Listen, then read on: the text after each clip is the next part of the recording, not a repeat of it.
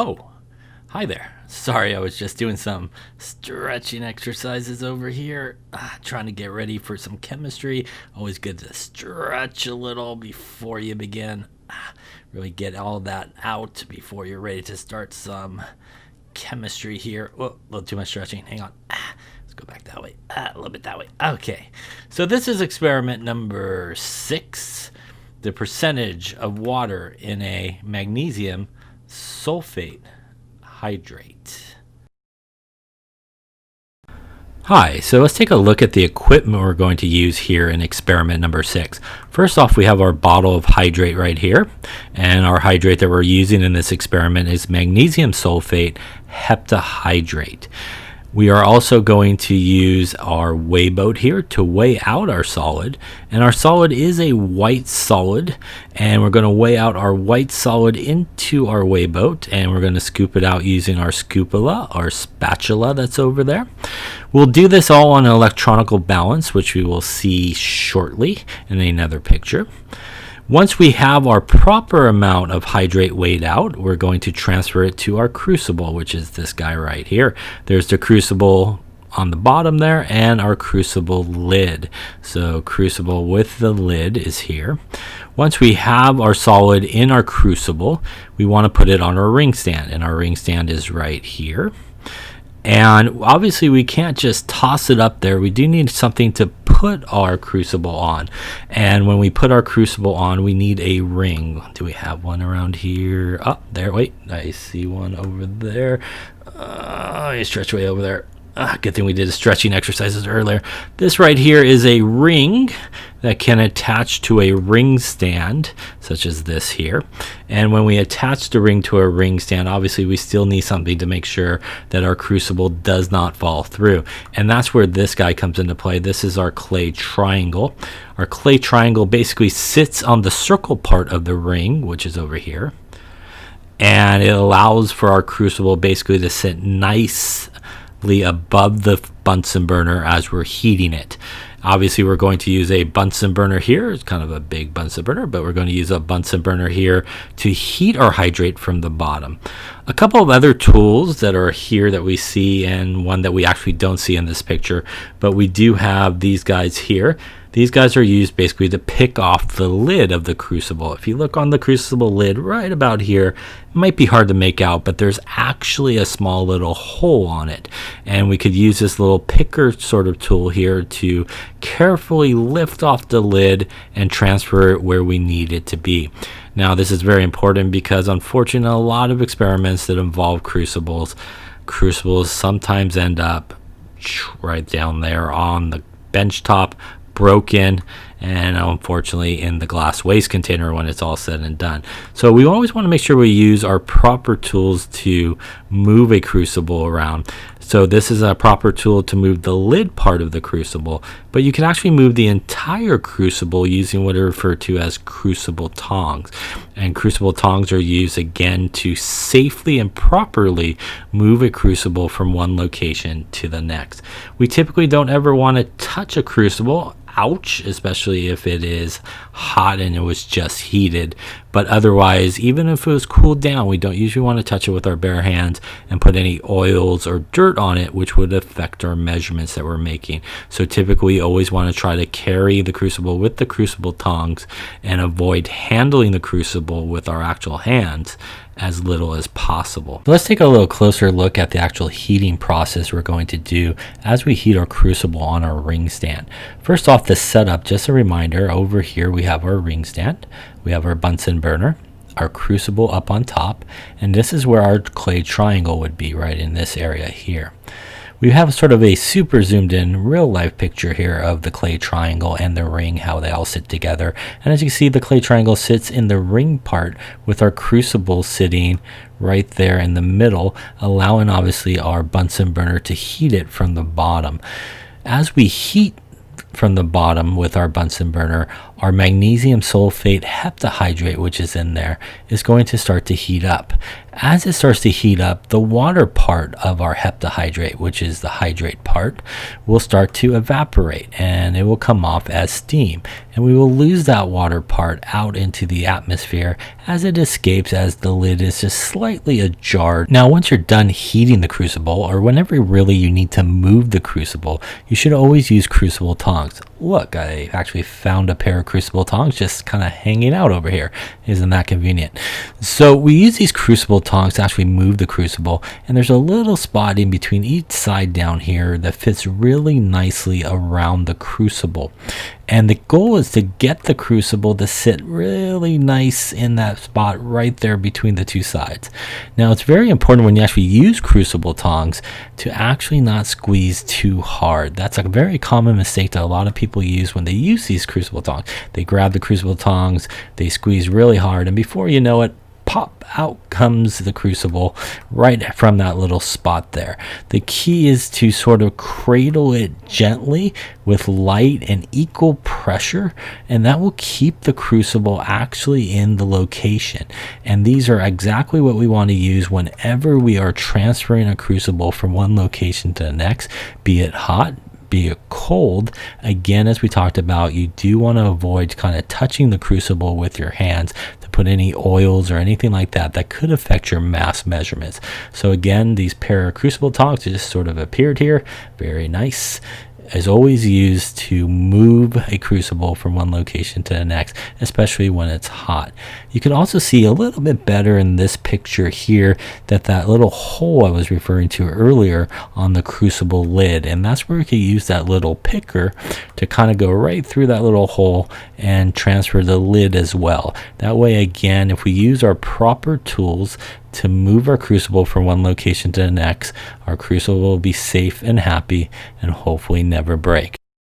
So this is another important piece of equipment. This is the electronic balance. We use it to get the mass of objects in the chemistry laboratory. It has a digital display, and it will digitally give us the mass of each of the objects that we weigh. A reminder that when we have a digital display such as on this balance, we want to record all the digits that we see there. Every single digit on this particular reading is important and significant. We don't want to round any of those digits that we see on the display. Now, to use the balance, we typically can open either this door on the left, another door on the other side, or there's actually even a door that will kind of lift up from the top to allow us to put objects in the balance. When we put an object in the balance, we can directly get the mass of whatever we're weighing by tearing the balance. So we could open the door, put the object in, close the door, and then hit the 0 or tear button on a balance. When we do that, it will zero out our digital reading here. Then we could slide open the side door and slowly and carefully add our solid to our container that's inside the balance. Once we're done adding our solid, we then can close the door, give it a little bit of time to sort of equilibrate and stop moving, and record the mass of the object that we are weighing in the balance. A couple of important things to remember when you use a balance. First off, it is electronic, which means we never, ever want to pour any liquid in the balance or over the balance. It could obviously mess up the electronics very much if you should spill on the balance itself. So if you do have to dispense liquid and need the mass of it, we typically will take our object out of the balance, add the liquid, and then return the object to the balance. And that would usually be a process that would involve weighing by difference, which means we weigh an empty container, get the mass of the empty container, take the empty container out of the balance, add our liquid to it, for example, and return the container that has the liquid in it back onto the balance. We can subtract the two masses and actually get the mass of, say, the liquid that we are weighing. Another important thing is we never ever, and what also is important in this experiment, we never ever want to weigh any object that is hot. on the balance. We want to make sure that it is completely cooled down to room temperature so we don't create any currents around the balance scale and will give us sort of false reading. So patience is really important, especially in an experiment like this. We need to wait for that crucible to get to room temperature before we weigh it. Again, if you weigh something that is hot, you will get some error in your experiment if it is too hot and you did not let it cool down. So let's talk a little bit about the hydrate that we're going to be using in this experiment. Hydrates, by the way, when you look at their formula, do have like a little bit different than a normal formula. They typically have this little dot, and the dot really separates out the two parts of a hydrate. In a hydrate, there's really a salt part, which in our case is magnesium sulfate. And there's also a water part, which is over here, and that is the hydrate part. And the 7 here is why we call it heptahydrate. Hepta means 7, and it basically means that when this ionic solid crystallized, there were 7 waters that basically crystallized with it. And again, these are all solids at this point, and that's very unusual for some people as we think about water as being a liquid. But as you can see here, here's our sulfate, here's our magnesium, and basically as this thing crystallizes, we have the 7 waters that crystallize it with it. It sort of looks like this picture here, our magnesium sulfate heptahydrate, again a white solid that's going to start. Now, because this is a hydrate and it does have water associated with it, when we start to heat this hydrate, the water is going to do what we expect it to do, and we expect the water basically to evaporate off. So we're going to basically drive off that water from the salt part, and we will get the water that will come off. The water will essentially be lost into the environment as we're not collecting it in terms of it as steam. It will come off as steam, so we're not going to collect it or anything like that. But what we will be left with in our crucible when the experiment is all over is basically just the salt part. A salt that has no more water that's attached to it, basically. And that salt has a special name when all the water has been driven off. That is what is known as the anhydrate. The anhydrate means without water. And those two things that we're looking at here on the screen are extremely important for the goal of this experiment. Remember that the goal of this experiment is to figure out the percentage of water there is in our original hydrate. And in order to do that, we pretty much just need 2 important pieces of information. The first piece of information is the mass of the hydrate we start with at the very beginning of the experiment. And the last piece of information we need is once we reach constant mass, the mass of the anhydrate that's there. Because if you subtract the hydrate mass from the anhydrate mass, that will give you the difference, which is water. That's basically how much water came off. And that would allow you, obviously, if you know how much water came off of our hydrate, to divide it by the mass of the hydrate we started with and times it by 100, and then you'll be able to actually determine the percentage of water that was in our original hydrate. So let's talk about 2 important calculations we're going to do in this experiment. They both revolve around the percentage of water in a hydrate. Let's take a look at this example hydrate here, magnesium chloride hexahydrate. Magnesium chloride is the salt part of the hydrate, while the 6 waters here is the hydrate part. We want to make sure when we calculate the theoretical percentage of water in this hydrate that we do it based off of the formula. And in order to do that, we need to get the entire molar mass of the entire formula. And what I mean by that is we need the mass from the periodic table of not just the salt part, but the actual 6 waters in this particular example here. So we would go to the periodic table, and when we look up the mass of 1 magnesium, which is 2431 grams per mole, we would look up the mass of 2 chlorines from the periodic table, which if we look under chlorine is 35.45 grams per mole.